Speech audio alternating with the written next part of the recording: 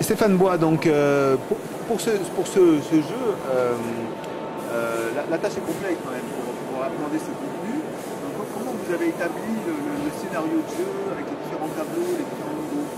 Alors, on a essayé d'organiser un parcours à l'intérieur de l'école intergalactique pour le joueur, qui consiste en une succession de missions. Cette mission comprend plusieurs volets, qui nous ont permis d'essayer de traiter les thèmes essentiels rencontrés par un enfant quand il se trouve inscrit sur un réseau social. Le premier d'entre eux, le plus évident, c'est répondre aux demandes d'amis, pour éviter à cette fameuse course aux amis qui n'a pas vraiment d'intérêt pour les enfants. Et donc savoir comment gérer une demande d'amis, est-ce qu'on connaît vraiment la personne, est-ce qu'on a un moyen de l'identifier avant d'accepter ou non d'être son ami. On a un module aussi très important sur la gestion des photos, puisqu'on y traite également dans la publication de photos, de la protection de la vie privée de celui qui publie, mais également de celles et ceux qui sont à côté de lui sur une photo.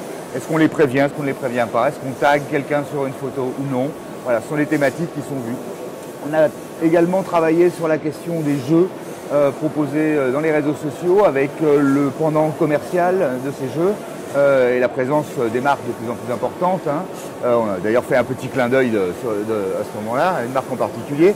Et puis les problématiques qui peuvent être liées aux différents jeux, c'est-à-dire qu'on va demander par exemple qu'il y ait un paiement qui soit fait via l'abonnement par Internet des parents. On est allé même jusqu'à envisager une proposition de rencontre IRL dans la vie réelle avec un personnage qu'on a évidemment travesti malfaisant pour donner un petit peu de spectacularité à l'aventure. Et puis les problèmes de spam qui apparaissent, etc., etc., etc. Donc ça se déroule sous forme de mission. On essaie de faire un panorama, non pas exhaustif, c'est difficile. On n'a pas évoqué le chat par exemple, mais le plus complet possible, des situations essentielles, les plus potentiellement dangereuses pour les élèves. Et le but étant bien évidemment de leur enseigner à s'en protéger et non pas à les éviter. Le principe pédagogique est de ne pas dire n'allez pas sur les réseaux sociaux, c'est dangereux, parce qu'on sait qu'ils iront quand même. On peut y être de manière moins dangereuse, plus protégée, et c'est ce qu'on essaye d'apprendre. Alors j'imagine que vous avez testé quand même auprès d'un échantillon d'enfants. Un peu quels étaient les niveaux de réponse qu'ils donnaient au jeu, de ce que vous avez imaginé.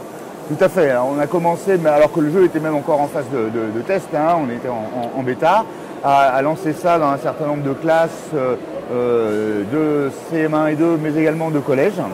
Puisque les collèges, même si c'est un jeu qui est fait par une équipe du premier degré, les collèges sont très intéressés, notamment de 6e via la liaison CM2 6e et le conseil école-collège qui se met en place depuis l'an passé, mais également c'est au programme d'histoire géo éducation civique de la 5e. Donc on a beaucoup de retours de profs d'histoire géo, de profs de CDI, profs documentalistes également, qui sont intéressés par le projet et qui viennent nous voir par ça. Donc on a pu faire des tests. Alors le jeu n'était pas encore tout à fait fonctionnel, on était encore en phase de production. L'accueil sur l'environnement, le graphisme a été très très bon dans l'ensemble.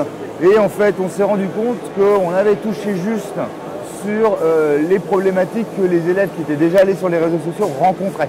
En fait celles qu'on leur proposait correspondaient à quelque chose qu'ils avaient réellement vécu. Donc là on s'est dit qu'on avait pris une bonne direction. Bien sûr, à la marge, on a eu énormément de choses à modifier, notamment sur les systèmes de points, etc., pour arriver à donner une cohérence au jeu dans son ensemble. Et puis, finir par lancer donc début novembre une version finale qui a été inaugurée par le recteur de l'Académie d'Orléans-Tours. Donc, c'est en ligne aujourd'hui. C'est une application en ligne, donc elle est accessible à tous, gratuitement, à l'adresse qui s'affichera dans le bandeau.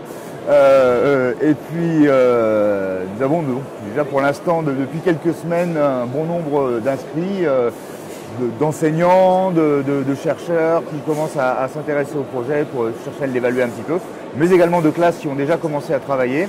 Et les premiers retours qu'on commence à avoir pour l'instant sont assez gratifiants et positifs.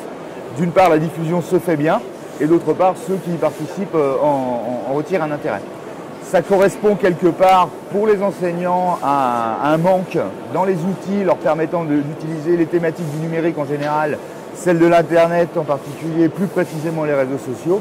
Donc je crois que finalement notre produit a trouvé sa niche et on espère que ce sera un succès pour les élèves en tout cas. Merci Stéphane.